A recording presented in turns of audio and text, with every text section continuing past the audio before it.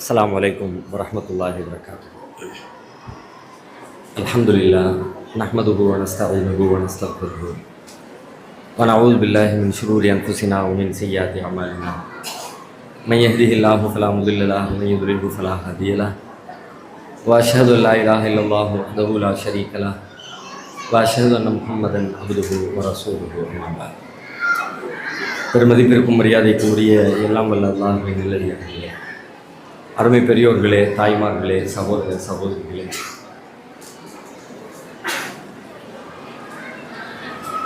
மிக உன்னதமான நோக்கத்தில் நடைபெற்று கொண்டிருக்கிற இந்த நிகழ்ச்சி தொடர்ந்து போதையில்லா சமூகம் நிலை பெறுகிற வரை இயங்கிக் கொண்டே இருக்க வேண்டும் என்று இறைவனிடத்திலே பிரார்த்தித்தவனாக எனது உரையை நான் ஆரம்பம் செய்கிறேன்.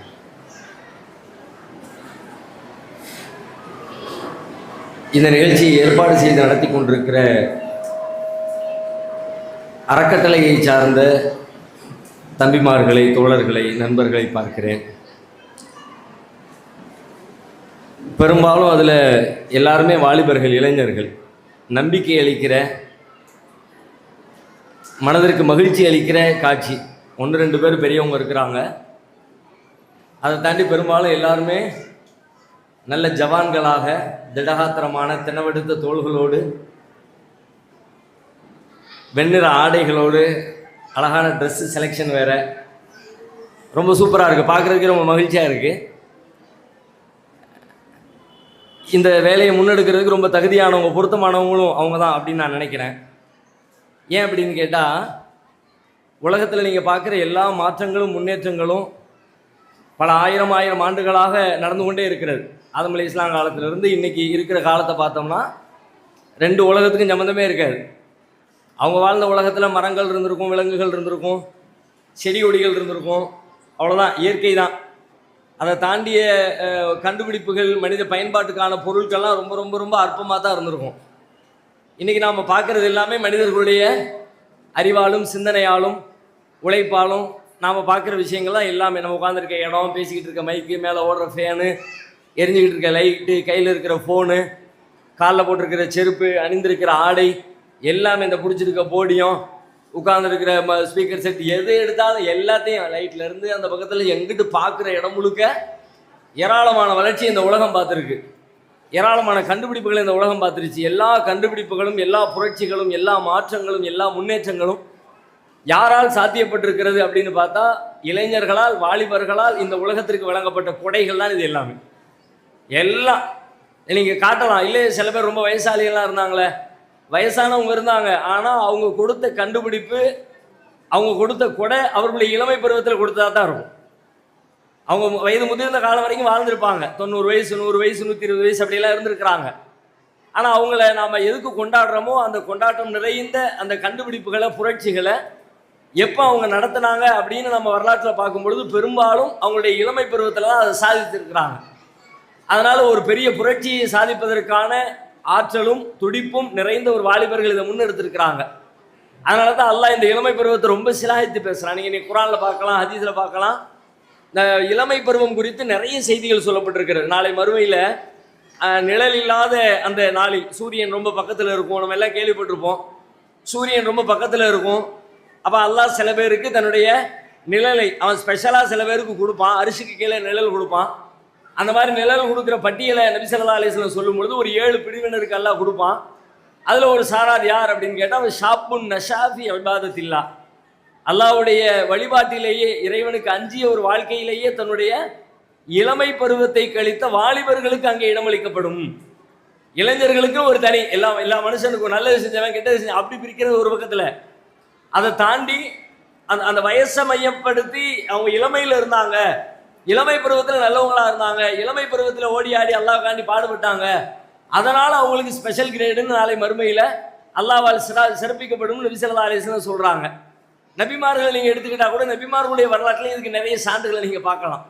நபிமார்கள்லேயே இப்போ நீங்கள் திருமறை குர்ஆனில் நபிகளாருடைய போதனைகளில் அதிகமாக நமக்கு சொல்லப்பட்ட நபி யார் அப்படின்னு பார்த்தா, ரொம்ப ரொம்ப உயர்வாக, ரொம்ப முதலிடத்திலே வைத்து பார்க்கப்படுகிற அளவிற்கு நமக்கு வர்ணிக்கப்பட்டிருக்கிற நபிமார்கள் பட்டியலை எடுத்து பார்த்தா இப்ராஹிம் அலைஹிஸ்ஸலாம் தான் அதில் முதலிடத்தில் இருப்பாங்க. இப்ராஹிம் அலைஹிஸ்ஸலாத்துடைய தியாகமும் ஏகத்துவ புரட்சியும் சாதாரணமானது இல்லை, வார்த்தைகளில் சொல்லவே முடியாத அளவுக்கு ரொம்ப பிரம்மாண்டமானது, ரொம்ப அற்புதமானது. அவங்கள மையப்படுத்தி தான் நிறைய இபாதத்துகள் நமக்கு வழங்கப்பட்டிருக்கிறது. ஹஜ்ஜுக்கு போகிறோம், ஹஜ்ஜில் நாம் செய்யக்கூடிய கிரியைகள்லாம் எடுத்து பாருங்க. பெரும்பாலும் இப்ராஹிம் அலைஹிஸ்ஸலாத்துடைய குடும்பத்தார், அவங்களுடைய மனைவி, அவங்களுடைய புள்ள, அவங்க எல்லாருமா செஞ்ச தியாகங்களுடைய வெளிப்பாடாக தான் அங்கே இருக்கிற நிகழ்வுகளை எல்லாம் நம்ம பார்க்குறோம். அங்கே கல்லெறிகிறதா இருக்கட்டும், சஃபா மர்வால ஓடுறதா இருக்கட்டும், இந்த மாதிரி நடக்கிற எல்லா கிரியைகளுமே அவங்களுடைய குடும்பத்தாரை மையப்படுத்தி நமக்கு வந்திருக்கிறது. அவங்கள ரொம்ப சிலாயித்து மார்க்கம் சொல்லுகிறது. ஒரு தடவை நபி ஸல்லல்லாஹு அலைஹி வஸல்லம் அவங்க இடத்துல ஒரு மனிதர் வந்தார். வந்தவர் என்ன பண்ணாருன்னா, வந்து பேச ஆரம்பிக்கிறார். ரசூலுல்லாஹ்ட்ட உரையாடலை ஸ்டார்ட் பண்ணுறார். ஸ்டார்ட் பண்ணும்போது எப்படி ஸ்டார்ட் பண்ணுறாரு அப்படின்னா, யா ஹைரல் பரியா, படைப்புகளிலே சிறந்தவரே அப்படின்னு சொல்லி அந்த பேச்சை ஆரம்பிக்கிறார். அவர் பேச வரலை, அதுக்குள்ளே ரசூலுல்லாஹ் ஸ்டாப் பண்ணிட்டாங்க. கொஞ்சம் நிறுத்துங்க, லாக்க இப்ராஹிம் அலைஹிஸ்ஸலாம், அது இப்ராஹிம் அலைஹிஸ்ஸலாம் தான். படைப்புகளிலே சிறந்தவர்னு ஒருத்தருக்கு நீ அடைமொழி கொடுக்குறதா இருந்தா அதுக்கு ரொம்ப தகுதியானவங்க இப்ராஹிம் நபி தான் அப்படின்னு ரசூல் ஸல்லல்லாஹு அலைஹி வஸல்லம் இப்ராஹிம் நபி அந்த இடத்துக்கு உயர்த்தி வச்சாங்க. இப்படி நிறைய அது நமக்கு தெரிஞ்சதுதான். ஒவ்வொரு ஹஜ் பெருநாள் தினத்திலையும், ஒவ்வொரு ஹஜ் பெருநாளுடைய முன்னரும் பின்னரும் வரக்கூடிய ஜும்மா உரைகள்லையும் இப்ராஹிம் அலைஹிஸ்ஸலாத்துடைய தியாகம் குறித்து நமக்கு சொல்லப்பட்டு கொண்டே இருக்கிறது. அந்த இப்ராஹிம் அலைஹிஸ்ஸலாத்துடைய தியாகத்துல எல்லாமே அற்புதமானது, எல்லாமே உயர்வானது, எல்லாமே சிறப்பானது. ஆனாலும் அதுல ஒண்ணே இதுதான் இருக்கிறதுலே டாப்பு அப்படின்னு நீங்க ஒண்ணு செலக்ட் பண்றதா இருந்தா, அவர்களுடைய ஏகத்துவ பிரச்சாரத்தை முன்னெடுத்து, ஏன்னா ஏகத்துவத்தை சொல்றதுக்கு தானே வந்தாங்க, தௌஹீதை சொல்ல தானே வந்தாங்க. அதுல சிலைகளை அடிச்சு நொறுக்கி அவங்க மக்களுக்கு பிரச்சாரம் பண்ணி தாவா பண்ண தர்க்கம் பண்ணாங்களே, அந்த இடம் தான் இருக்கிறதுலே ரொம்ப டாப்பான ஒரு நிகழ்வாக நீங்க பொறுக்கி எடுக்க முடியும். அதை நீங்க படிச்சு பாருங்க. மக்கள்லாம் வெளியூருக்கு போயிருப்பாங்க, திருவிழா கொண்டாட்டத்தில் இருப்பாங்க. இப்ராஹிம் அலைஹிஸ்ஸலாம் பிளான் பண்ணுவாங்க, இந்த மக்களுக்கு பல மாதிரி சொல்லிட்டோம், ஆனாலும் மண்டையில் போய் ஏறலை, இப்போ கொஞ்சம் வித்தியாசமான அணுகுமுறையை கடைபிடிப்போம் அப்படின்னு சொல்லி மக்கள்லாம் வெளியே போன பிறகு அவங்களுடைய சிலைகள் இருக்கிற இடத்துக்கு உள்ள வர்றாங்க. வந்து அந்த சின்ன சின்ன சிலைகள் எல்லாத்தையும் அடிச்சு நொறுக்கிட்டு பெரிய சிலையை மட்டும் மிச்சம் வச்சுட்டு அவங்க பேசாம போயிடுறாங்க. வெளியே போனவங்கலாம் திரும்ப வர்றாங்க, வந்து பார்த்தா எல்லாம் உடஞ்சு கிடக்குது. இதை குர்ஆன் படி பேசிக்கிட்டே வருகிறது. பேசிக்கிட்டே வரும்போது அல்லாஹ் சொல்றான், உள்ள வந்த மக்கள் வந்துட்டு இது யாருப்பா செஞ்சிருப்பா அப்படின்னு தங்களுக்கு இடையில பேசிக்கிட்டாங்க. பேசும்போது எப்படி பேசுனாங்கன்றது அல்லாஹ் என்ன வார்த்தையில பயன்படுத்தலாம் பாருங்க. ஹாலு சமிஅனா ஃபதன் யذ்குருஹும் யுகாலு லஹு இப்ராஹிம். நாம இந்த வேலையை யாரு செஞ்சிருப்பா தெரியுமா? இப்ராஹிம்னு பேர்ல ஒருத்தர் சுத்திக்கிட்டு இருக்காரு, அந்த வாலிபர் தான் செய்திருப்பார். சமிஅனா ஃபதன், நாங்கள் ஒரு வாலிபரை பற்றி கேள்விப்பட்டிருக்கிறோம். யذ்குருஹும் யுகாலு லஹு இப்ராஹிம், அவருக்கு இப்ராஹிம் என்ற பெயர்ல அவர் இருக்கிறாரு, சொல்லப்படுறாரு, அந்த வாலிபர் தான் இதை செய்திருப்பார். இப்ராஹிம் செய்திருப்பார்னு சொன்னாலே போதுமானதுதான். அதிலே மெசேஜ் வந்துருச்சு. யார் அந்த இப்ராஹிம்ன்றது ஊர் மக்களுக்கு எல்லாம் தெரியும். அந்த இப்ராஹிம் தான்பா, அவர் தான் அந்த பையன், அவருடைய பையன், இவருடைய பையன். அப்பா பேரை சொல்லி சொல்லலாம், ஊர் பேரை சொல்லி சொல்லலாம், தெரு பேரை சொல்லி சொல்லலாம், வேற ஏதாவது அடையாளத்தை சொல்லி சொல்லலாம். ஆனா அல்லாஹ் எப்படி அதை பதிவு பண்றான்? சமயம்னா அந்த மக்கள் தான் பேசுறாங்க. ஆனா அந்த மக்களுடைய வார்த்தையை விட அதை எடுத்து அல்லாஹ் சொல்றாரு, அதான் வெயிட். அல்லாவே அதை வந்து அக்ரி பண்றான், அதை ஏத்துக்கிறான் அல்லாஹ். எப்படி?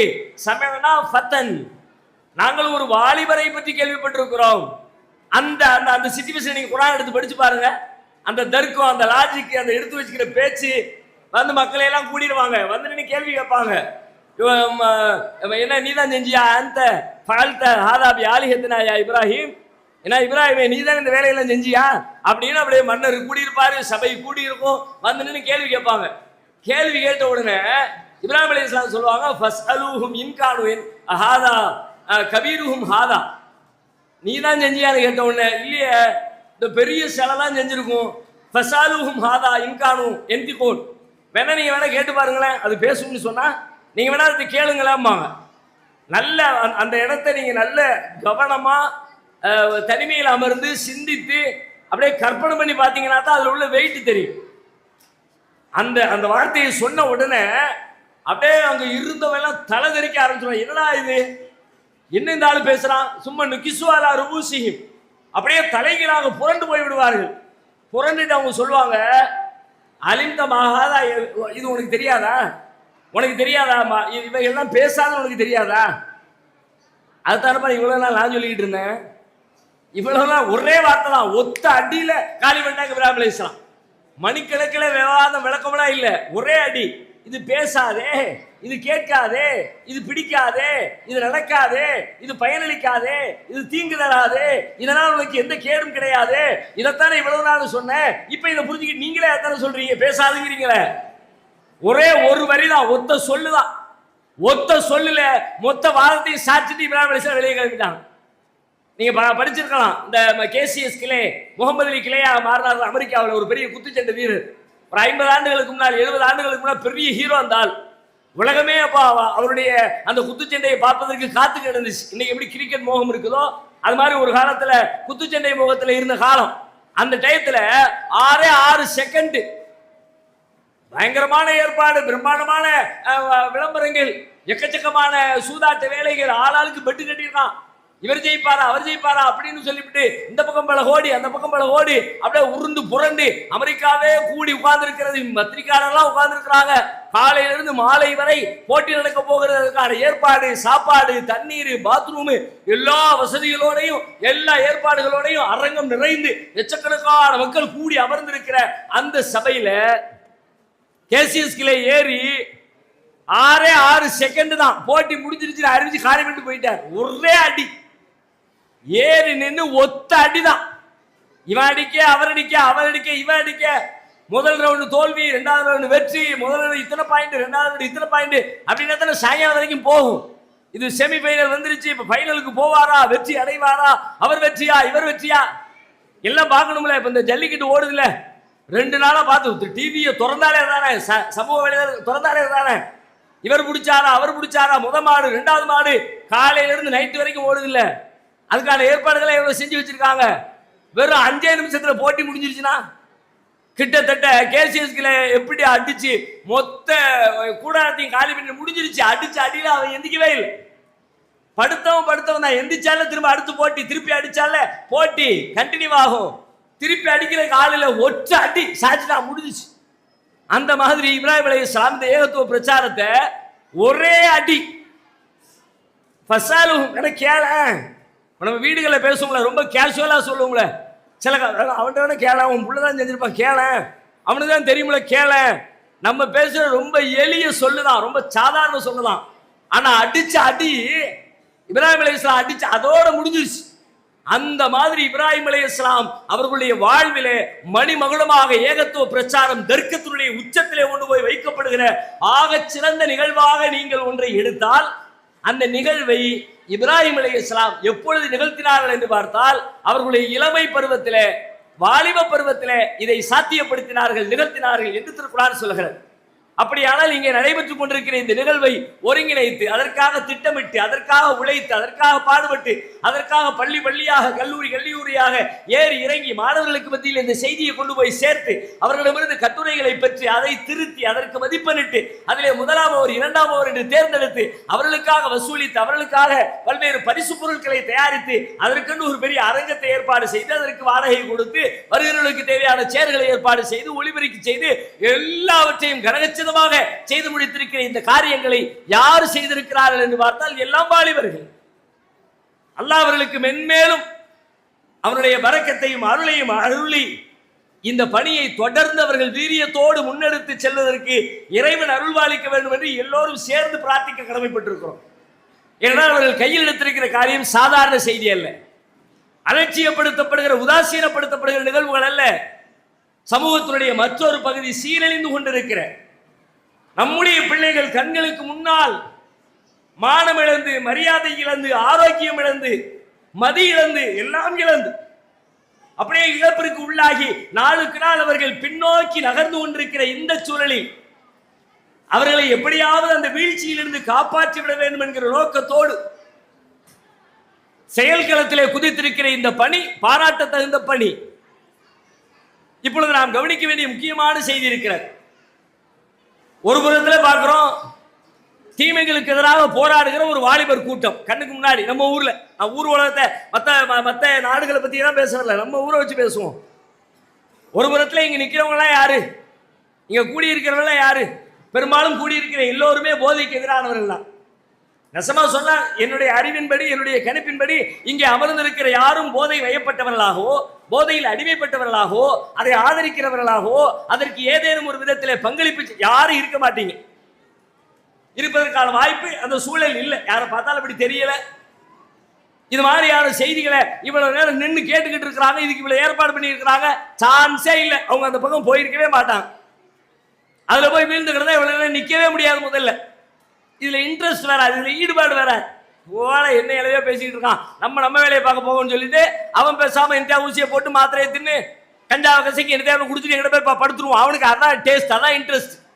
இதை கேட்கறதுல ஈடுபாடுலாம் வராது, ஆர்வம்லாம் வராது. வேற வழி இல்லாம நடிப்பான். ஒரு 5 நிமிஷம் நடிக்கலாம், 10 நிமிஷம் நடிக்கலாம், 20 நிமிஷம் நடிக்கலாம். 2 மணி நேரம் 3 மணி நேரம் முடியுமா? ஏறத்தாழ 4:30 மணி 4 மணிக்கு மேல இருந்து உட்கார்ந்துருக்கிறீங்க. 5, 6, 7, 8 3 மணி நேரம் 4 மணி நேரத்துக்கு மேல வண்டி ஓடிக்கிட்டு இருக்கு. அந்த மாதிரி ஆட்களுக்கு இந்த களவே கிடையாது, முடியாது. அவர்கள்லாம் யார்? அவர்கள் எல்லாம் நம்முடைய சந்ததிகள், நம்முடைய பிள்ளைகள், நம்முடைய வாரிசுகள், நம்முடைய இளவல்கள். ஒரு பக்கத்தில் பார்த்தா வாலிபர்கள் தான் அதற்கு எதிராக போராடி நேர்மையோடும் ஒழுக்கத்தோடும் வாழ துடிக்கிறார்கள். அதே சமூகத்தின் இன்னொரு பக்கத்தில் திரும்பி பார்த்தால் வாலிபர்கள் தான் அதிலே அழிந்து ஆசைப்பட்டுக் கொண்டிருக்கிறார்கள். இளைஞர்களும் இளம் பெண்களும் அதிலே கொஞ்சம் கொஞ்சமாக மூழ்கடிக்கப்பட்டுக் கொண்டிருக்கிறார்கள். அப்படியானால் இதை எந்த வகையில் இதை வகைப்படுத்துறது? வாலிபர்கள் தப்பு செய்யறாங்க அப்படின்னா வாலிபர்கள் தான் நல்லது செய்யறாங்க. இளைஞர்கள் வீழ்ந்து கொண்டிருக்கிற தலைப்பை அப்படிதான் கொடுத்திருக்கிறாங்க. போதையிலே வீழுகிற இளைஞர்கள் அப்படின்னு சொல்றோமே, போதையில் இளைஞர்கள் வீழுகிறார்கள் என்றால் அவர்களை மீட்டெடுப்பவர்களும் இவர்கள் தானே. இவர்கள் எப்படி அதற்கு எதிரானவர்களாக மாறினார்கள்? இவர்கள் அதை தொட முடியாது, நாங்கள் தொட மாட்டோம் என்று எப்படி உறுதி எடுத்தார்கள்? அதற்காக நாங்கள் போராடுவோம் என்கிற அளவிற்கு எப்படி மன உணர்வு இவர்களுக்கு வந்தது? இந்த உணர்வை அவர்களுக்கு ஊட்டுவதற்கு நாம் என்ன செய்வது? Chapter close. நீங்க வேற வரலாறுலாம் படிக்க தேவையில்லை. அறிவு ஆராய்ச்சி பயங்கரமான ரெக்கார்டு எல்லாத்தையும் புரட்டி அதை பார்த்து இதை பார்த்து ஊர் உலகத்தில் இதை ஒழிப்பதற்கு என்ன செய்யறாங்க என்றெல்லாம் தேடி எல்லாம் ஒன்றும் செய்ய உங்க கண்ணுக்கு முன்னாடி இருக்கிறது. ஒரு புறத்திலே ஒரு கூட்டம் இருக்கிறது, அந்த கூட்டம் இதை எதிர்க்கிறது, இதிலிருந்து மீண்டு வெளியில் வந்திருக்கிறது. அவர்களை பார்த்தால் ஒழுக்கம், அவர்களை பார்த்தால் நேர்மை, அவர்களை பார்த்தால் ஒரு ஈடுபாடு. நம்முடைய பிள்ளைகள் அழகா இருக்கிறாங்க, நல்ல உழைக்கிறாங்க, சமுதாயத்துக்காண்டி பாடுபடுறாங்க, நல்ல சிந்திக்கிறாங்க, ஒழுக்கத்தோடு வாழ்றாங்க அப்படின்னு அவங்கள மாதிரி வாழணுங்கிற உணர்வு வருகிறது. அவர்கள் ஏன் அப்படி வாழ்கிறார்கள், எதனால் இப்படி உருமாறினார்கள் என்பதை தெரிந்து கொண்டால் அதை அங்க அப்ளை பண்ண வேலை முடிஞ்சு. எப்படி மாறினார்கள்? மாறத்தான் செஞ்சாங்க. இவங்களுமே பிறந்ததுல இருந்து 100% பெர்ஃபெக்ட் அப்படியெல்லாம் கிடையாது. இன்றைக்கு இப்ப நான் பட்டுக்கோட்டையில இருந்து என்ன அழைச்சிட்டு வந்தா ஒரு தம்பி, 2 பேர் வந்தாங்க. கார்ல வரும்போது பேசிக்கிட்டே இருந்தான். அவன் சொல்றான், அவனுடைய கூற்றிலே இருந்து பேசுவான். அவன் சொல்லுகிறான், நான் ஒன்றும் அப்படி பரிசுத்தமானவனாக கடந்த காலத்தில் இருந்து விடவில்லை. நானும் இது போன்ற செயல்களுக்கு, தீமைகளுக்கு, பாவங்களுக்கு அடிமையாகித்தான் இருந்தேன். நான் மட்டும் இல்லை, என்னை போன்ற ஒரு பெரும் கூட்டம் இருந்தது. கல்லூரியில் படிக்கிற காலத்தில் அவனும் படிச்செல்லாம் முடிச்சல, இப்பவும் படிச்சுட்டு தான் இருக்கான்.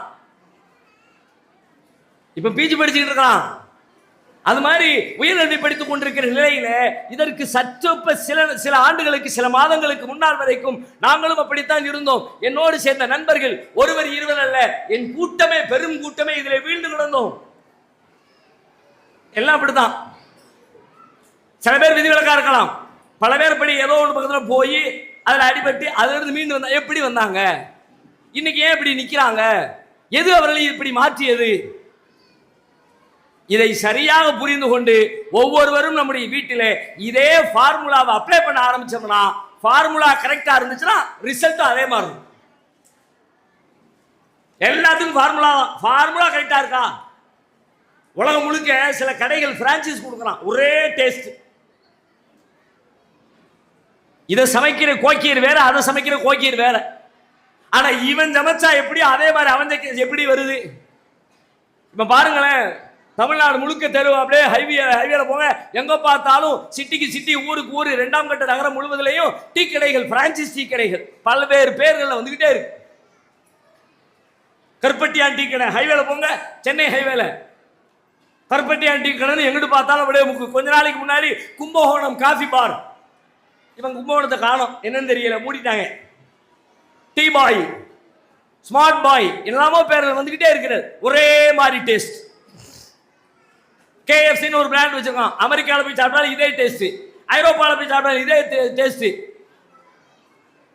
தமிழகத்தினுடைய தென்கோடியில் இருக்கிற ஒரு நகரத்தில் போய் நீங்க அதே டேஸ்ட். எப்படி? ஃபார்முலால எந்த மாற்றம் கிடையாது. என்ன சட்டி எவ்வளவு நேரம் வைக்கணும், அடுப்பை எவ்வளவு நேரம் எரிய விடணும், அதை எவ்வளவு நேரம் கலக்கணும், எவ்வளவு நேரம் ஊற வைக்கணும், எந்த நேரத்தில் வெளியே எடுக்கணும், எவ்வளவு நேரம் அதை ஆற வைக்கணும். ஒண்ணுக்கு ஃபார்முலா. அந்த ஃபார்முலாவை கரெக்டா ஃபாலோ பண்ணனா அங்க ஏற்பட்ட ரிசல்ட் உலகம் முழுக்க ஏற்படும்.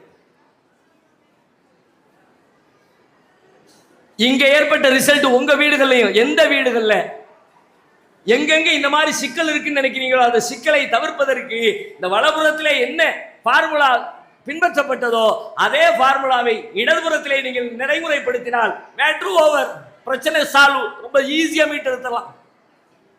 என்ன ஃபார்முலா? அவனுக்கு அந்த தம்பி எனக்கு சொன்ன செய்தியின் அடிப்படையில் சொன்னதாக இருந்தால் வேறொன்றும் இல்லை, அவனுக்கு கற்றுக் கொடுக்கப்பட்ட ஃபார்முலாவை சொல்லுகிறான். நீண்ட நெடிய நாட்களாக இப்படியே இருந்தேன், வெறியிலே இருந்தேன், எப்பொழுது பார்த்தாலும் யாரையும் பார்க்க விருப்பம் இல்லை, யாரோடும் உரையாட விருப்பம் இல்லை, எப்பொழுது பார்த்தாலும் நாங்கள் இதிலே அடிமையாகி இதன் மீதே கவனத்தோடே இருந்தோம், வேறு எதை பற்றியும் எங்களுக்கு விருப்பம் இல்லை. ஒரு செல்பேசி கிடைத்தால், தொலைபேசி மொபைல் கிடைச்சா போதும், அப்படியே உட்கார்ந்துருவோம். ஆனால் எங்களை சுற்றி இருந்த சில பேர் சில செய்திகளை சொன்னார்கள், நண்பர்களாக கிடைத்தார்கள். அவர்கள் எங்களுக்கு சில செய்திகளை பேச ஆரம்பித்தார்கள். குறிப்பாக நீங்கள் படைக்கப்பட்டதனுடைய நோக்கம் என்ன என்று எனக்கு சொன்னாங்க. அவன் சொல்றான், இது என்னடா வெறுமனே உலகத்தில் நீ வந்தது சும்மா அப்படின்னு நினைச்சியா? இங்க நடக்கிற நிகழ்வுகள் எல்லாம் எதேச்சே நடக்குது? இல்லவே இல்லை. உலகத்தில் நடக்கிற எல்லாம் ஒரு பிளான், ஒரு திட்டம், ஒரு சிஸ்டம். மொத்த உலகமும் ஒன்றோடு ஒன்று பிணைக்கப்பட்டிருக்கிறது. நீங்க உலகத்துல தனி ஆள் இல்ல, உங்களுக்கு இந்த உலகத்துக்கு சம்மதம் இல்லாத தனி மனுஷன் இல்ல. உலகத்துடைய ஒவ்வொரு தூசியோடும் துரும்போடும் இலையோடும் எறும்போடும் நீங்கள் சம்பந்தப்பட்டிருக்கிறீர்கள். ஒண்ணுக்கு ஒண்ணு லிங்க் இல்லாம உலகத்துல தனிச்சு ஒண்ணுமே கிடையாது. ஆனா பாக்குறதுக்கு அப்படி தெரியும். பூமி இருக்குது, இந்த பால்வீதி மண்டலத்திலே பூமி சுற்றி கொண்டே இருக்கிறது. பார்த்தால் பூமி தனியாக இருப்பதை போல தோணும், ஆனால் தனியாகவா இருக்கிறது? அந்த பூமி சந்திரனோடு, சூரியனோடு, வியாழனோடு, வெள்ளியோடு, இன்னவர கோள்களோடு அதற்கு இடையில ஒரு சின்ன பிணைப்பு ஏற்படுத்தப்பட்டு கண்ணுக்கு புலப்படாத ஒரு காந்த சக்தியால், ஒரு ஈர்ப்பு சக்தியால் கட்டி இழுக்கப்பட்டிருக்கிறது என்பதை அறிவியல் சொல்லுகிறதா இல்லையா? அதே மாதிரிதான் உங்களுக்கு இந்த உலகத்தை எல்லாம் ஒரு பிளான், ஒரு சிஸ்டமேட்டிக், ஒரு திட்டமிடல். சும்மா வந்தோம் சும்மா செத்தவன் இல்லப்பா, நீ ஒரு நோக்கத்துக்காக நீ வந்திருக்கிறாய் என்பதை எங்களுக்கு சொன்னார்கள். அந்த நோக்கத்தை நீ நிறைவேற்ற தவறினால் உலகத்தில் வாழுகிற பொழுது அந்த தார்மீக உரிமைகளை, கடமைகளை செயல்படுத்த மறந்து ஏனோதானவென்று நான் வாழ்வேன், சுகமா வாழ்வேன், எப்படினால் வாழ்வேன், எவனே என்று கேட்கக்கூடாது என்கிற மனநிலையிலே நீங்கள் இருந்தால் நீங்கள் அப்படியே விட்டுவிடப்பட மாட்டீர்கள். ஒரு நாள் நீ கேள்வி கேட்கப்படுவாய். இதை எல்லாத்தையும் உருவாக்கி நிர்வகிச்சுக்கிட்டு இருக்கிற அந்த சர்வ சக்தி ஒரு நாள் உன்னை கூப்பிட்டு விசாரிக்கும். நீ பதில் சொல்லி ஆகணும். சும்மா போயிடலாம் நினைக்கிறியா? முடியாது. சும்மா போயிடலாம், முடியவே முடியாது. ஒரு ஹோட்டல்ல போய் சாப்பிட்டுட்டு காசு கொடுக்காம போனா ஹோட்டல்காரன் விடுவானா? தெரியாட்டி விடுவான். ஆனா அந்த சர்வ சக்திக்கு தெரியாம இந்த உலகத்துல எதுவுமே இல்லை, எல்லாம் தெரியும். ஆற்றல் விளைத்த அந்த இறைவனுக்கு தெரியாம எதுவும் இல்லை, எல்லாம் தெரியும், எல்லாம் ரெக்கார்டு, எல்லாம் பதிவு செய்யப்பட்டிருக்கிறது. ஒரு நாள் கேள்வி கேட்பா, ஆன்சர் பண்ணணும் என்கிற செய்தி எங்களுக்கு திரும்ப திரும்ப சொல்லப்பட்டது. இறைவன் முன்னால் நிறுத்தப்படுவோம், கேள்விகளுக்கு உட்படுத்தப்படுவோம். அந்த கேள்விக்கு சரியான பதிலை நாம் அளிக்கவில்லை என்று சொன்னால் இறைவனால், படைத்த இறைவனால் நாங்கள் துன்புறுத்தப்படுவோம் என்கிற செய்தி எங்களின் ஆழ்மனதிலே சொல்லப்பட்டது. மீண்டும் மீண்டும் விதைக்கப்பட்டது. எங்களை சீர்திருத்திக் கொள்ள அதுவே காரணம் என்கிறார். நீங்க இதை விதைச்சிருங்க. ஒன்னே ஒண்ணு, இந்த உணர்வை இது ஒரு நாள்ல சும்மா லேசா சொன்ன உடனே ஒரு 10 நிமிஷம் கூப்பிட்டு பிள்ளைய உட்கார வச்சுப்பா, அல்ல ஒருத்தர் இருக்காம்பா, இறைவன் பார்த்துக்கிட்டே இருக்காம்பா அப்படின்னு ஒரு சொன்ன உடனே எல்லாம் அப்படியே புரண்டாரு. தொடர் முயற்சி, இடைவிடாம தொடர்ந்து பேசிக்கிட்டே இருக்கணும், சொல்லிக்கிட்டே இருக்கணும், உங்களுடைய செயல்பாட்டில் அதை வெளிப்படுத்திக்கிட்டே இருக்கணும். நீங்க அந்த பயத்தை உங்க பிள்ளைங்களுக்கு புரிய வச்சுக்கிட்டே இருக்கணும். நீங்க எதுக்கு பயப்படுறீங்களோ பிள்ளை அதுக்கு பயப்பட ஆரம்பிப்பான். நீங்க எதன் மீது ஈர்ப்பு கொள்றீங்களோ உங்க பிள்ளை அதன் மீது ஈர்ப்பு கொள்ள ஆரம்பிப்பான். அப்ப நீங்க உங்க வாழ்க்கை முறையின் வழியாக உங்கள் பிள்ளைகளுக்கு, உங்களை சுற்றி இருக்கிறவர்களுக்கு மீண்டும் மீண்டும் மீண்டும் இந்த கருத்தை நீங்கள் அவர்களுக்கு கொண்டு சேர்த்து கொண்டே இருந்தால் ஒரு நாள் இல்லை ஒரு நாள் அவர்களுடைய உள்ளத்திலே அந்த மாற்றத்தை ஏற்படுத்தும். நாட்கள் பிடிக்கும், கூட குறைய ஆகும். ஆனா மாறுமா மாறாதா? கண்டிப்பா மாறும். ஏன்னா ஃபார்முலா ஒரே ஃபார்முலா இருந்துச்சுன்னா அந்த ஃபார்முலாவை எங்க அப்ளை பண்ணாலும் மாறும்.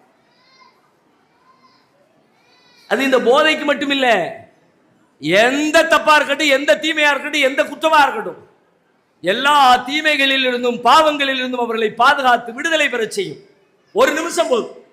இதை மட்டும் உண்டாக்கிட்டீங்க, அவன் எவ்வளவு பெரிய அயோக்கியனா இருக்கட்டும் 5 நிமிஷத்துல மொத்த புனிதமானவனாக பரிசுத்தமானவனாக நீ மாத்திடுவானீங்க. 5 நிமிஷம். நான் உதாரணத்துக்கு ஒரே ஒரு வரலாறு சொல்றேன்.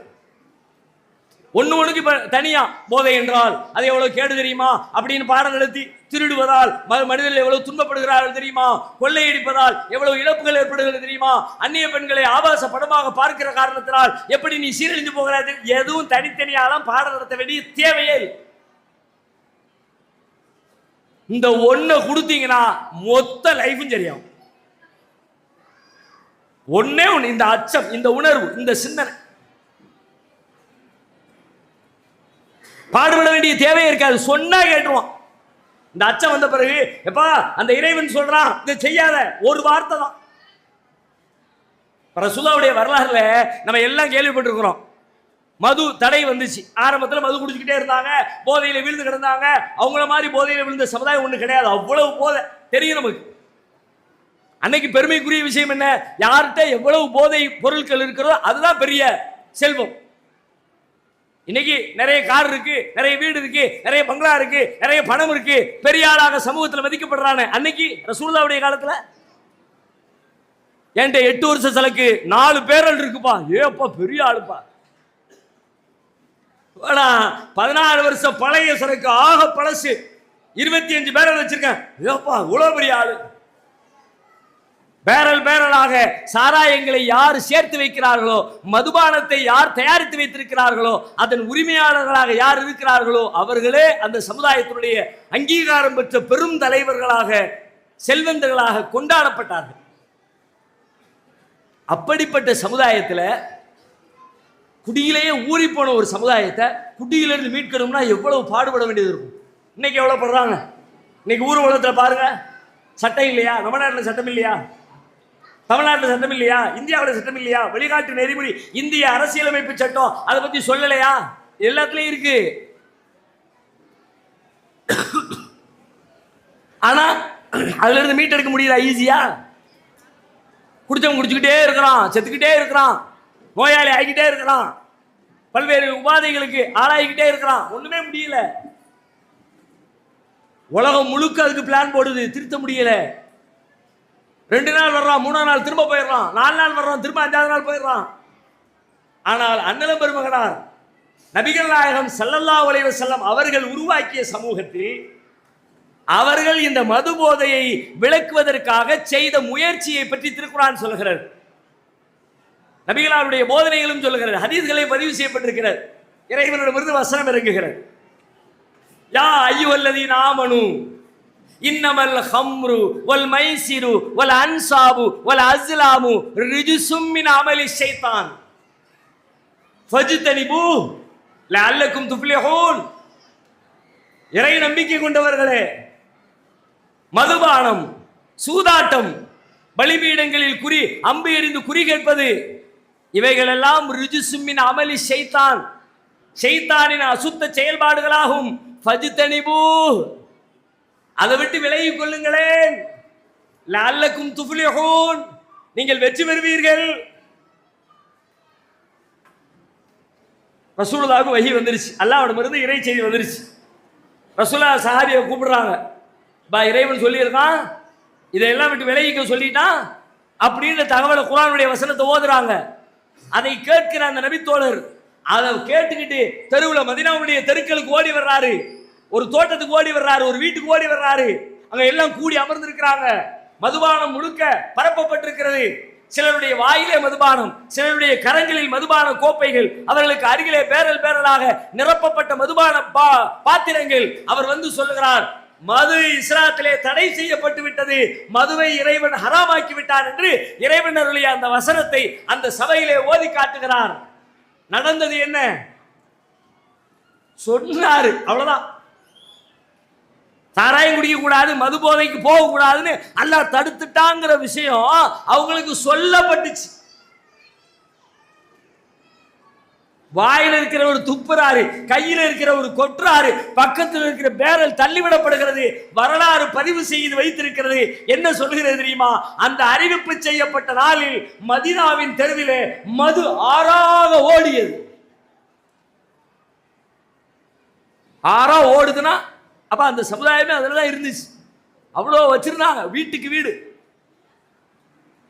வாயில இருக்கிறவர் தொண்டைக்கு இறக்கல, நாக்கில வச்சிருக்காரு. வாயின் வெளிப்புறத்துல வச்சவரு தடுக்கப்பட்ட செய்தி காதுக்கு வந்த உடனே துப்புறாரு. எப்படி முடிஞ்சிச்சு? இதுக்கு என்ன செய்யப்பட்டுச்சு? வந்து கதையாது தொண்டையில முழுங்குன மௌன செத்த அப்படின்னு யாராவது அப்படி சொன்னாங்களா? இல்லையே. விலகி என்ன விலகிட்டாங்களா? எப்படி? இந்த சிந்தனையை இதுக்கு தான் ரசூலுல்லாஹ் 13 வருஷம் மக்காவில் வேலைகளை செஞ்சாங்க. என்ன வேலை செஞ்சாங்க தெரியுமா? ஒருத்தன் இருக்கிறான், அவன் தான் உன்னை படைச்சான், அவன் உன்னை கண்காணிக்கிறான், அவன் உன்னுடைய செயல்பாடுகளை எல்லாம் குறிச்சு வச்சிருக்கான், நாளைக்கு உன்னை கேள்வி கேட்பான், அவன் பார்க்கிறான், அவன் பார்க்கிறான், அவன் பார்க்கிறான், அவன் பார்க்கிறான்னு இறைவன் பார்த்து கொண்டே இருக்கிறான். இறைவனின் கண்காணிப்பிலே தான் நான் செயல்பட்டு கொண்டிருக்கிறேன் என்கிற உணர்வை 13 ஆண்டு காலம் நபிகளார் விதைத்தார்கள். விதைத்து முடித்து விட்டு மதுவின் பக்கம் போகாத விலகிட்டாரு, சூதாடாத விலகிட்டாரு, வட்டி வாங்காத விலகிட்டாரு, திருடாத விலகிட்டாரு, பொய் பேசாத விலகிட்டாரு, புறம் பேசாத விலகிட்டாரு, வாக்குறுதி மீறாத மீற மாட்டேன்ட்டாரு, அவதூறு சொல்லாத சொல்ல மாட்டேன்ட்டாரு. எதை எதை செய்யக்கூடாது நாங்களோ ஒத்த வார்த்தை டோட்டலா லைஃபே சேஞ்ச். ஒரு வார்த்தை. என்ன ஒரு வார்த்தை? இறைவன் சொல்லி இருக்கிறான்.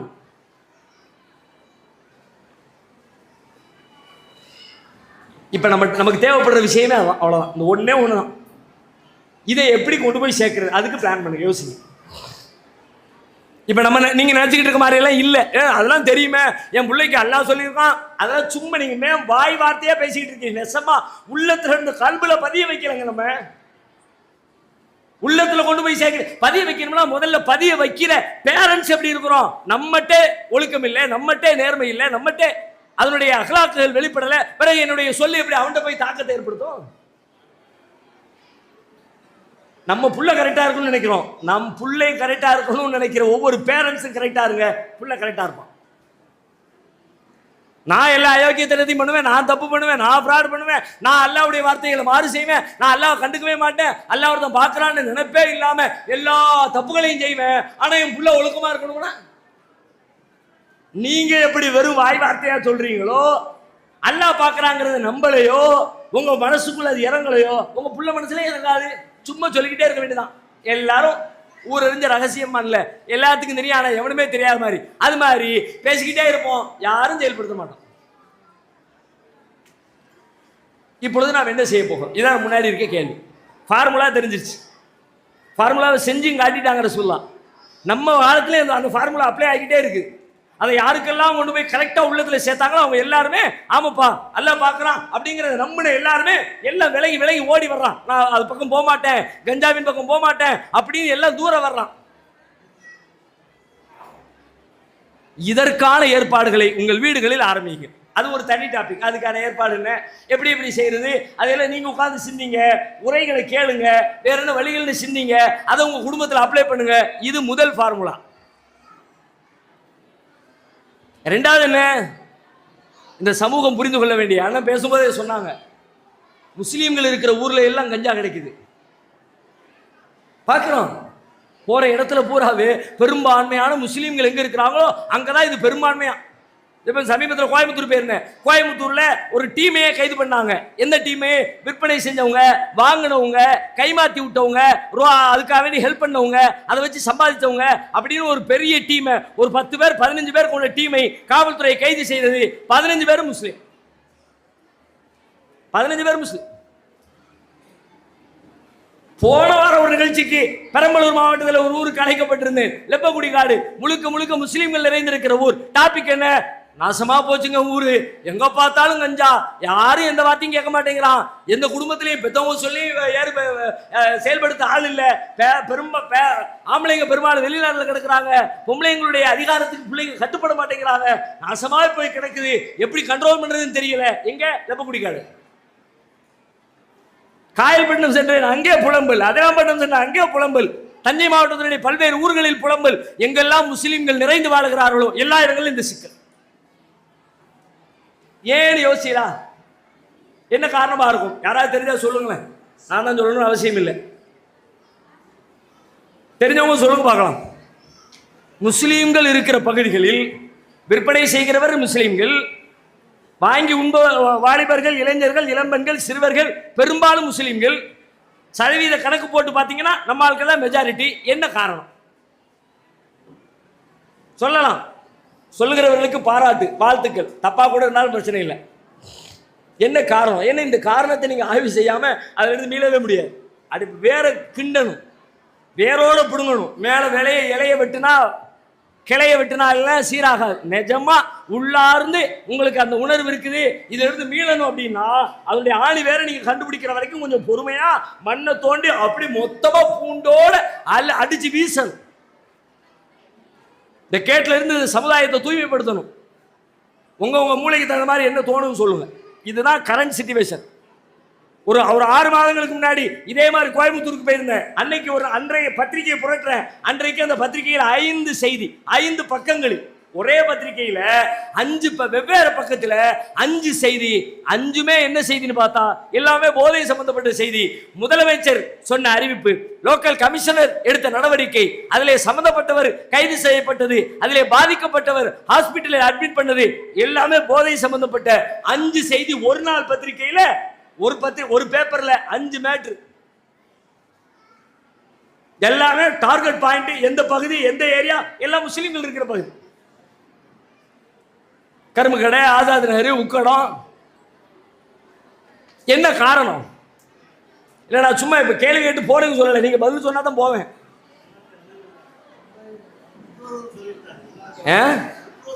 பெற்றோர் சரியில்லாட்டி முஸ்லீம் இல்லாத பெற்றோர்கள் தான் இந்த கோளாறு இருக்கு. நம்ம முஸ்லீம் பெற்றோர் மட்டும் சரியில்லைன்னு சொல்லக்கூடாதுல்ல. முஸ்லீம்கள்ட்ட இது மேஜரா இருக்கு, முஸ்லீம் இல்லாத மக்கள்கிட்ட கம்மியா இருக்கு. எப்படி ஒரு பாயிண்ட், நல்ல பாயிண்ட் சொல்லி இருக்கிறாங்க. அதுக்கு வரலாம். அதுக்கு முன்னாடி வேற யார்ட்டையும் பதில் இருக்கா? சொல்லுங்க சொல்லுங்க. இளைஞர்களின் நல்ல சிந்தனையை சிதறடிப்பதற்காக, சீரழிப்பதற்காக. Very good. வேற வேற வேற வேற RSS உடைய சித்தாந்தம். Very good. வேற வேற வேற சொல்லுங்க சொல்லுங்க சொல்லுங்க. இறைவன் பார்த்து கொண்டிருக்கிறான் என்ற எண்ணம் ஊட்டப்படாதது. ஊட்டப்படாது, நமக்கு மட்டும் ஊட்டப்படலையே, முஸ்லீம் இல்லாத மக்களுக்கு தான் ஊட்டப்படல. ஓகே, பாதி கொஞ்சம் நெருக்கமாக வந்தாலும் பாதி இன்னும் கரெக்டாகவே ரொம்ப நெருக்கமாக வந்துட்டீங்க. அண்ணன் சொன்னது, இங்க தம்பி சகோதரர் சொன்னது, அங்க ஒரு தம்பி சொன்னது. ஒருத்தர் சொல்றாரு இளைஞர்களுடைய மூளையை மழுங்கடிக்கிறதுக்கு, இன்னொருத்தர் என்ன சொன்னாரு அந்த வலதுசாரி இயக்கத்தினுடைய தாக்குதலின் விளைவாக, இன்னொருத்தவங்க சொன்னாங்க திட்டமிட்டு இந்த சமூகத்தை காலி பண்றதுக்காக. நிஜம் சகோதரர்களே, உண்மை அல்ல, கதை அல்ல, கற்பனை அல்ல. ஒரு நீண்ட நெடிய காலமாக இந்த தேசத்தில் வாழ்கிற முஸ்லிம்களை கருவறுக்க வேண்டும் என்று ஒரு பெரும் செயல் திட்டம் நம்மையும் அறியாமல் நமக்கு அருகிலே போடப்பட்டு ஏறத்தாழ 100 ஆண்டுகளாக முஸ்லிம்களை அழிப்பதற்கு, நான் வெறுப்பூட்டுறதுக்காகவோ முஸ்லிம்களுக்கும் முஸ்லிம் இல்லாத மக்களுக்கு இடையில சண்டையை பகையை ஏற்படுத்துறதுக்கோ அது வேற ஏதாவது கற்பனையோ கதைகளையோ நான் பேசல. நிஜத்தை பேச, உண்மையை பேசுறேன், சான்றுகளையும் ஆதாரங்களையும் நான் பேசுறேன். இதற்காக ஏறத்தாழ 100 ஆண்டு காலமாக இந்த தேசத்திலே ஒரு அமைப்பு செயல்பட்டு கொண்டிருக்கிறது. அதற்காக பல வேலைகளை இதனை செய்திருக்கிறார்கள். ஒரு வேலை 2 வேலை இல்லை. அவங்களுடைய பார்வையில் நம்ம டார்கெட், நம்மளை காலி பண்ணணும்னு ஒரு பிளான் இருக்கு. அதுக்காக வேண்டி நிறைய வேலையை செஞ்சாங்க. நேரடியாக அட்டாக் பண்ணாங்க, இஸ்லாத்தை விமர்சனம் பண்ணாங்க, இஸ்லாத்துடைய உயர்வான கருத்துக்களை எல்லாம் அப்படியே தப்பான செய்திகளாக மக்கள் மத்தியில் பிரச்சாரம் பண்ணினாங்க. ஏறத்தாழ 100 ஆண்டுகளாக தொடர்ந்து இதை செஞ்சுக்கிட்டே இருந்தாங்க. நாம எல்லாத்தையும் எதிர்கொண்டோம். எதிலையும் நம்மளை அழிக்கவே முடியல. நம்மளை நேரடியாக அழிச்சாங்க, கொன்னாங்க. மாட்டுக்கறின்னு கொலை பண்ணினாங்களே. யார? மாட்டுக்கறி வச்சிருந்தா உனக்கு என்னப்பா? நான் மாட்டுக்கறி தான், உனக்கு என்ன? யாருக்கு என்ன பாதிப்பு? யாருக்கும் இந்த பாதிப்பும் இல்லை. அதனால் இந்த உலகத்துக்கு நன்மை, அது தனி விவாதம், அதை விட்டுருவோம். பல ஊர்களில் கலவரம், முஸ்லிம்கள் இருந்த ஊர்களில் ஏராளமான கலவரங்கள் நடத்தினாங்க, கொத்து கொத்தா கொலை பண்ணினாங்க. 2002 குஜராத் 3000 முஸ்லிம்கள் படுகொலை செய்யப்பட்டாங்களே, மறக்க முடியுமா? செஞ்சது யார்? ஏன் செஞ்சாங்க? முஸ்லீமே. ஒன்னு எங்களோட சேர்ந்து எங்க கொள்கையை ஃபாலோ பண்ணி எங்களை மாதிரி வாழு, இல்லையா நீ இங்க இருக்காத.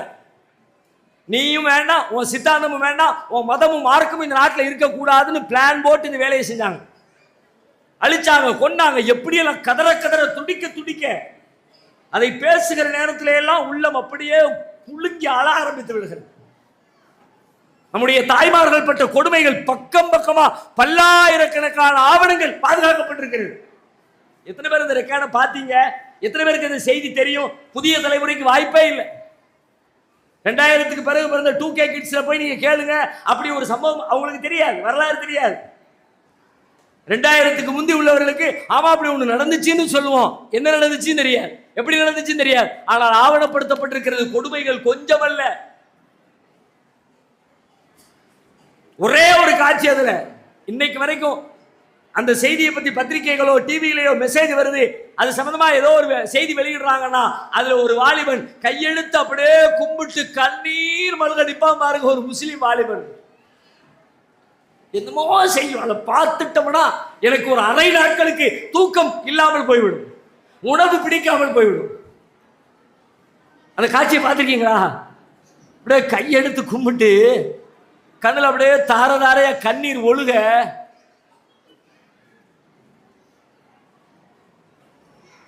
முஸ்லீம் என்கிற ஒரே காரணம், வேற ஒண்ணுமே இல்லை.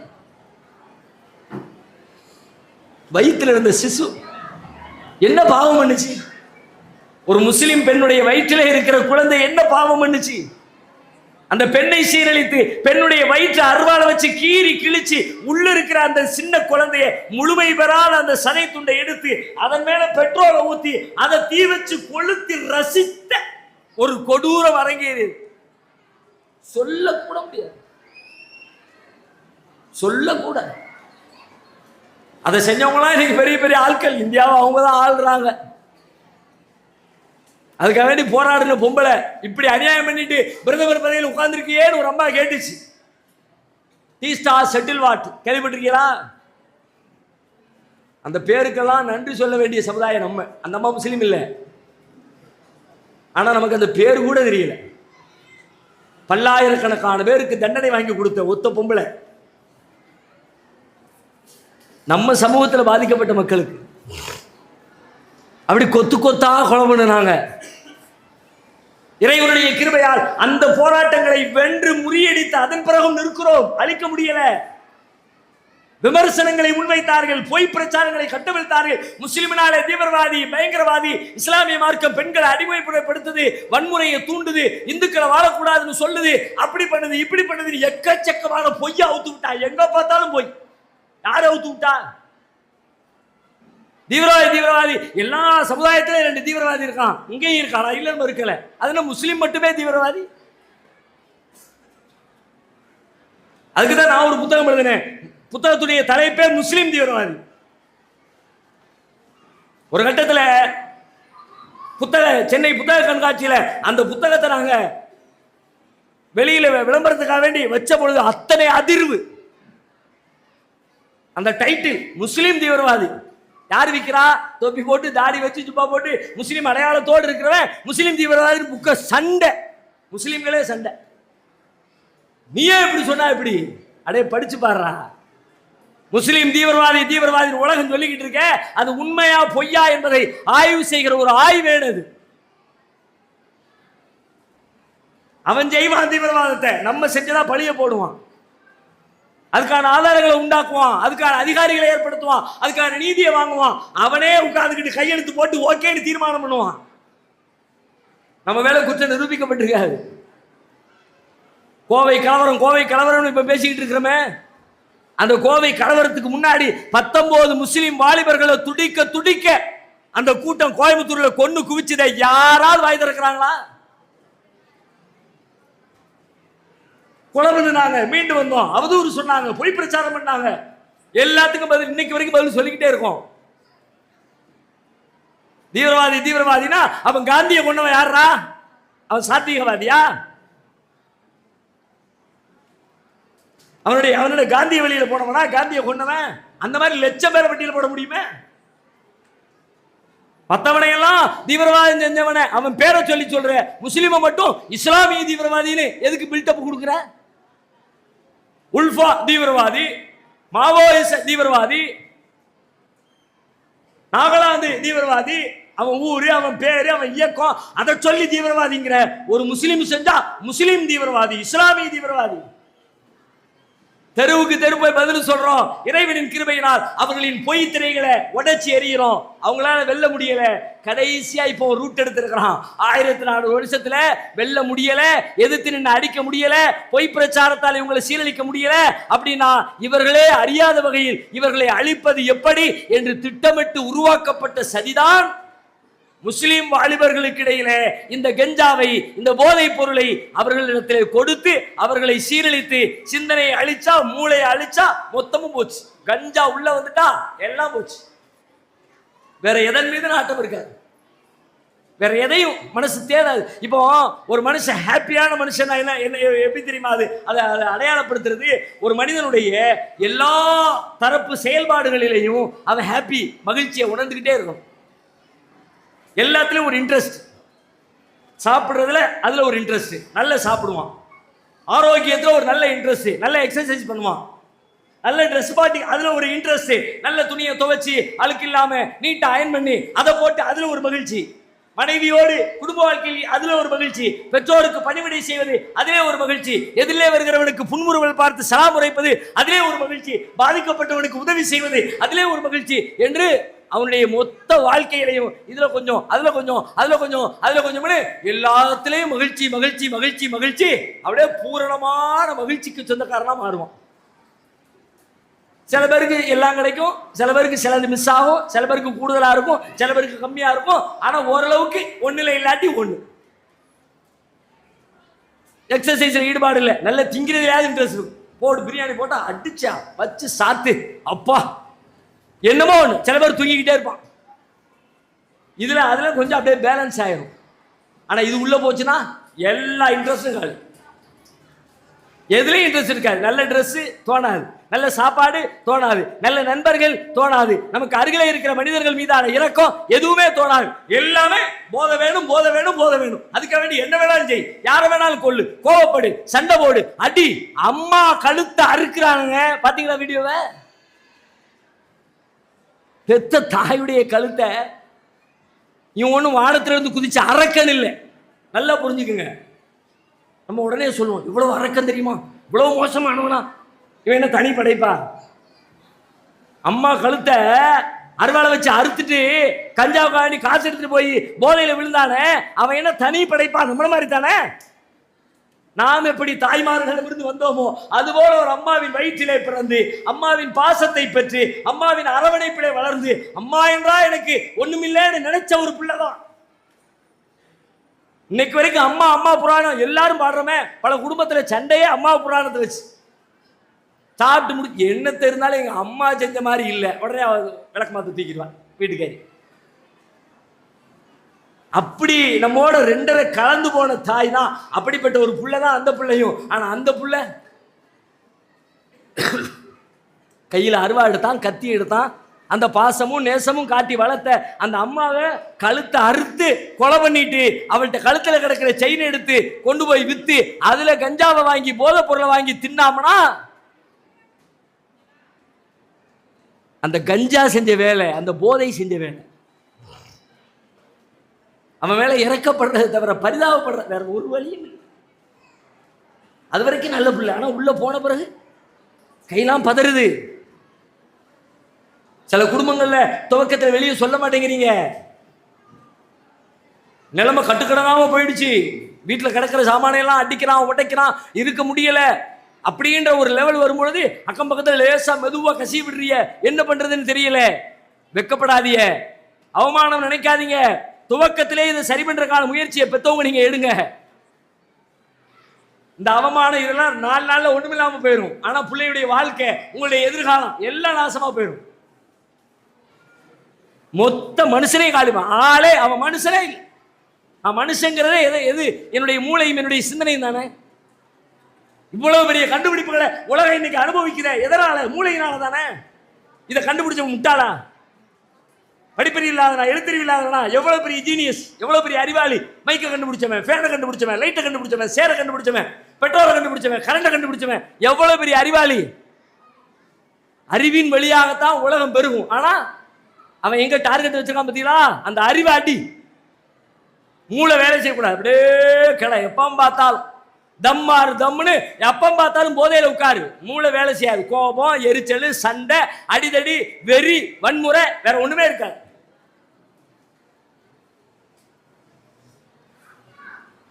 இப்படி ஆக்கிட்டா அதுக்கப்புறம் நம்மளை அடிக்க தேவையில்லை, நமக்கு எதிராக பிரச்சாரம் பண்ண தேவையில்லை. முஸ்லீம் தீவிரவாதின்னு சொல்லிட்டு உட்கார்ந்து டிவி நிறைய படம் புதுசு புதுசா படம் எடுக்க தேவையில்லை. எடுத்துக்கிட்டே இருக்காங்கல்ல. கத்தி எடுத்தா, விஸ்வரூபம் எடுத்தா, கடைசி அமரன் வரைக்கும் எடுத்துக்கிட்டே இருக்கான்ல. கொண்டாடுறானுங்க. தமிழக முதலமைச்சர் கூட்டு அமரன் திரைப்பட குழுவை பாராட்டினார். எனக்கெல்லாம் அப்படியே தாங்க முடியல. என்னடா இது? அது என்ன திரைப்படம்? ஒரு சமூகத்தை குற்ற பரம்பரையாக மாற்றி இருக்கிறது. காஷ்மீரின் போராளிகளை தீவிரவாதின்னு காட்டி இருக்கிறிய. நீ சுட்டா அதுக்கு பேர் நியாயமா? அதிகாரத்தை கையில வச்சிருக்கிறவன் போலீஸோ ராணுவமோ ஒருத்தனை சுட்டா, கொலை பண்ணா, அடிச்சா, மிதிச்சா, மிதிவாங்கன எல்லாரும் யோக்கிய பைய, அடிச்ச நீ மட்டும் யோக்கியனா? நீ தேசப்பட்டு மிக்க, தேசத்துக்காக நீ உயிர் கொடுத்த. நான் கேட்கிறேன், தூத்துக்குடியில இதே மாதிரி ஒரு சம்பவம் நடந்துச்சு. இதே மாதிரி அந்த ஸ்டெர்லைட் ஆலைக்கு எதிராக அமைதியான போராட்டம் நடைபெற்றுக் கொண்டிருக்கிற பொழுது அந்த போராட்டத்தை சிதைப்பதற்காக வேண்டி உள்ளுக்குள்ள பிரச்சனையை உண்டாக்கி காவல்துறையின் சார்பில் துப்பாக்கி சூடு நடத்தி பல பேர் சுட்டுக் கொல்லப்பட்டாங்கல்ல. இந்த அமரன் திரைப்படம் எடுத்தவங்களா இருக்கட்டும், அதை ஆதரிச்சவங்களா இருக்கட்டும், அதை பார்த்து மெய்சிலிர்த்து போன தேசபக்தியாளர்களா இருக்கட்டும், எல்லாத்தையும் நான் கேட்கிறேன், உனக்கு எவனுக்காவது தைரியம் இருந்தா அந்த மேல நின்று வண்டிக்கு அந்த பேருந்துக்கு பஸ்ஸுக்கு மேல நின்றுக்கிட்டு துப்பாக்கியால சுட்டு பல பேரை காலி பண்ண போட்டோவை பார்த்திய? துப்பாக்கியால் சுட்டவன், தேசப்பட்டு நிறைந்தவன், சுடப்பட்டவன் தீவிரவாதின்னு சொல்லுகிற தைரியமோ துணிச்சலோ ஒருத்தருக்கு இருக்கா? சொல்லு பார்க்கலாம். சொல்ல, நீ தமிழ்நாட்டில் சொல்லுவியா? சாகடிச்சுமா மக்கள். ஏன்னா போராடிய நாங்கள், தீவிரவாதிகள் எங்கள் மீது அடக்குமுறை செய்த இந்த காவல்துறை, அது அதிகாரம் நிறைந்த தேசப்பட்டு சொல்லுவிய கேப்ப கொதிச்சு எழுவான்ல. அதே நியாயம் தானடா. தான் சொந்த மண்ணுக்காக வேண்டி போராடிய அந்த மக்களை போராளிகள்னு சொல்லி பாராட்ட வேண்டிய மக்களை தீவிரவாதியை காட்டிய காட்டுவான், இன்னும் காட்டுவான். இப்படி எல்லாம் பல வேலைகளை செஞ்சான். இப்போ எல்லாத்தையும் முடிச்சுட்டு உள்ளுக்குள்ள ஃபர்ஸ்ட் ஒரு 3 தடவை ஃப்ரீயா கொடுக்கான். நண்பர்கள் வழியா, தெரிஞ்சவங்க வழியா, சும்மா தொட்டு பாரு, லேசா நாக்கில வச்சு பாரு. 2.5 கிலோ சமீபத்தில் 2.5 கிலோ போதை பொருளை பிடிச்சான் ஏர்போர்ட்ல. ரேட் எவ்வளவு தெரியுங்களா? 25 கோடி. 2.5 கிலோ வெறும் 2.5 kg விலை 25 கோடி. நாக்கில் ஈரத்தை தொட்டு இந்த பேப்பர் பணத்தை எண்ணும்போது நாக்கில் ஈரம் படும். அவ்வளவுதான், வச்சா பல லட்சம். அது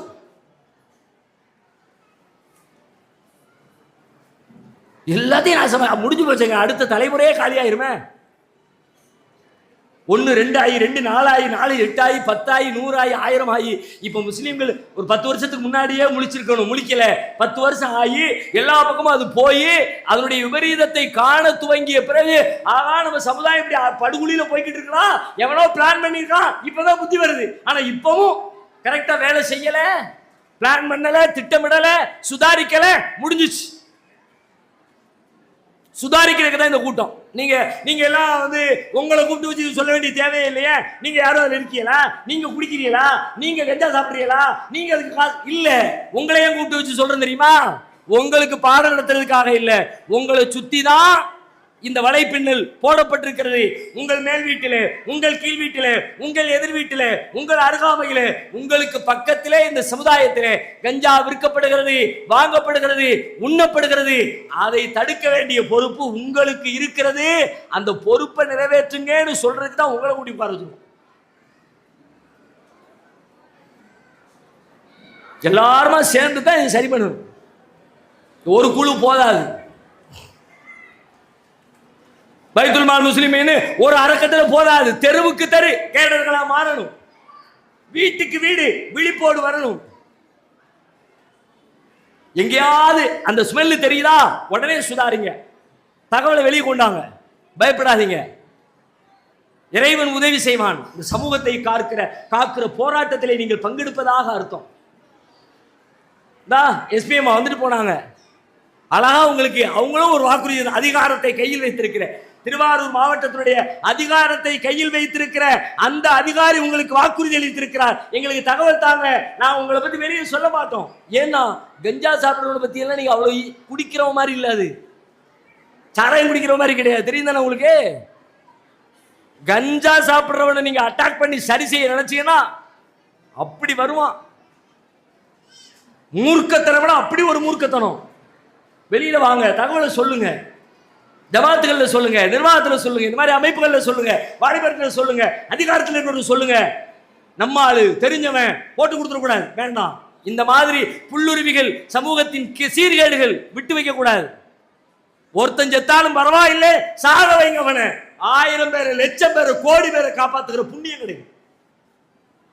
திருக்குர்ஆன் சொல்கிறது, மன் அஹ்யாஹா ஃபகஅன்னமா அஹ்யன் நாஸ ஜமீஆ. ஒருத்தரை வாழ வச்சா மனித சமுதாயத்தையே வாழ வச்ச மாதிரி. இந்த ஒருத்தனை அழிச்சாதான் இந்த ஊரையே காப்பாற்ற முடியுமா?